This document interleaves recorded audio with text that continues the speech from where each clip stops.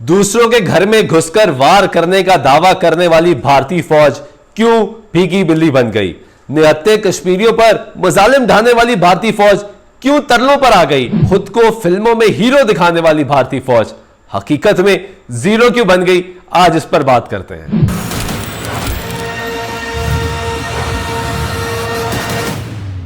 السلام علیکم، میں ہوں سلطان شاہ۔ آج بات کریں گے بھارتی فوج پہ، وہ بھارتی فوج جو خود کو سب سے زیادہ طاقتور ہونے کا دعویٰ کرتی ہے، وہ بھارتی فوج جو دوسروں کو یہ کہتی ہے کہ ہم آپ کے گھر میں گھس کر وار کریں گے، وہ فوج جو یہ کہتی ہے کہ ہمارا دفاع سب سے مضبوط ہے، وہ فوج جو یہ کہتی ہے کہ ہم سب سے باصلاحیت فوج ہیں، وہ فوج جو یہ دعویٰ کرتی ہے کہ ہم دنیا کے کسی بھی ملک پر وار کر سکتے ہیں اور اس پہ قبضہ کر سکتے ہیں، وہ فوج جو نہتے کشمیریوں پہ ظلم کے پہاڑ ڈھاتی ہے، وہ فوج جو یہ کہتی ہے کہ ہم سے بڑا کوئی نہیں ہے، وہ حقیقت میں زیرو کیوں نکلی؟ کیوں ترلوں منتوں سماجتوں پہ آگئی؟ اس پہ بات کرتے ہیں، لیکن اس سے پہلے آپ ہماری ویڈیو لائک کیجئے اور ہمارے چینل کو سبسکرائب کیجئے اور کمنٹ باکس میں اپنی رائے ضرور دیجئے گا۔ بھارتی فوج کے ساتھ لداخ میں کیا ہوا؟ لداخ کو پہلے سمجھنا ضروری ہے۔ لداخ وہ علاقہ ہے جو مقبوضہ کشمیر کے بالکل ساتھ کا علاقہ ہے۔ ابھی حال ہی میں بھارت نے جو آرٹیکل 370 لاگو کیا تھا وہ مقبوضہ کشمیر اور لداخ کے لیے تھا۔ بھارت نے ان کو اپنے فیڈریشن کا یونٹ ڈکلیئر کرتے ہوئے یہاں پہ کام کا آغاز کر دیا۔ بھارت جس طرح کشمیر میں مظالم ڈھا رہا ہے، اسی طرح لداخ کو بھی اپنا علاقہ تصور کر سکتا ہے، لیکن اس سے پہلے 1963 کی جنگ شاید جو چائنا کے ساتھ ہوئی، بھارت وہ بھول گیا تھا۔ لداخ کا آدھے سے زائد علاقہ چائنا کے پہلے ہی قبضے میں ہے۔ چائنا ایک مضبوط ملک ہے اور بھارت اس سے پنگا لینے کی ناکام کوشش کر بیٹھا۔ لداخ میں بھارت نے ناجائز طریقے سے تجاوزات کا کام شروع کیا۔ یہ سلسلہ 5 مئی کو شروع ہوا۔ چائنیز فوجی دیکھتے رہے اور پہلے الرٹ کرتے رہے کہ ایسا مت کرے، لیکن بھارت اپنی طاقت کے نشے میں اتنا چور تھا کہ وہ بھول گیا وہ کس سے ٹکرانے جا رہا ہے۔ اس سے پہلے بھی بھارت سبکی کھا چکا ہے، جب پاکستان میں ابھینندن کو بھجوایا تھا اور دعویٰ کیا تھا کہ ہم اٹیک کر چکے ہیں۔ شاید بھارت دوبارہ بھول گیا کہ ادھر پاکستان سے مار پڑی، وہاں چائنا سے مار نہیں پڑے گی ان کو۔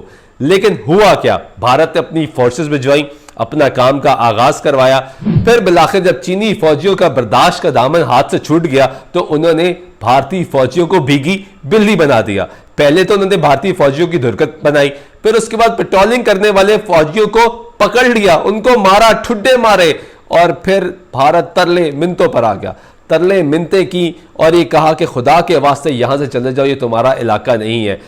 چائنیز فوجی صرف وہاں تک نہیں رکے بلکہ 3 کلومیٹر اندر گھس آئے، اس فوج کے جو دوسروں کو یہ کہتے ہیں کہ ہم آپ کے گھر میں گھس کر آپ کو ماریں گے۔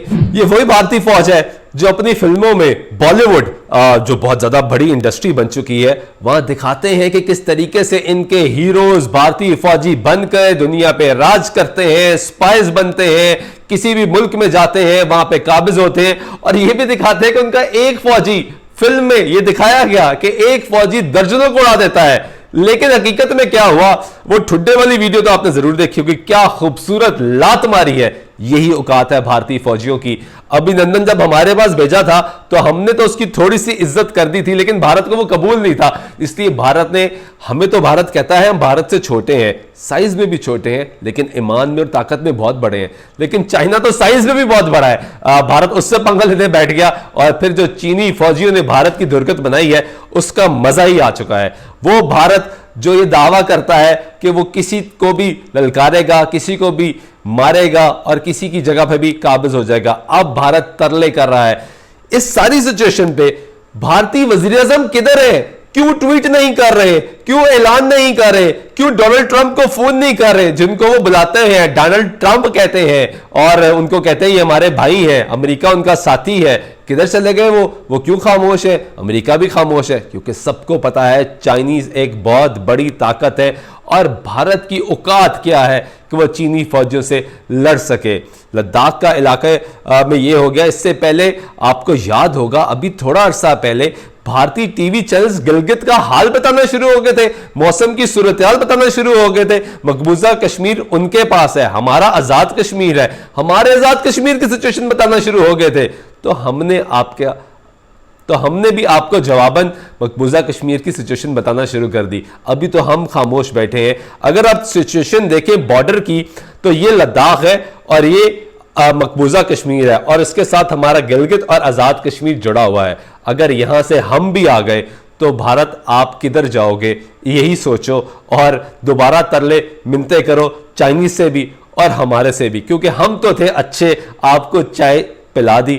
جو ہم نے بعد میں یہ بھی سنا آپ کے ابھینندن نے کہا the tea was fantastic. I hope you like the tea. The tea is fantastic. Thank you.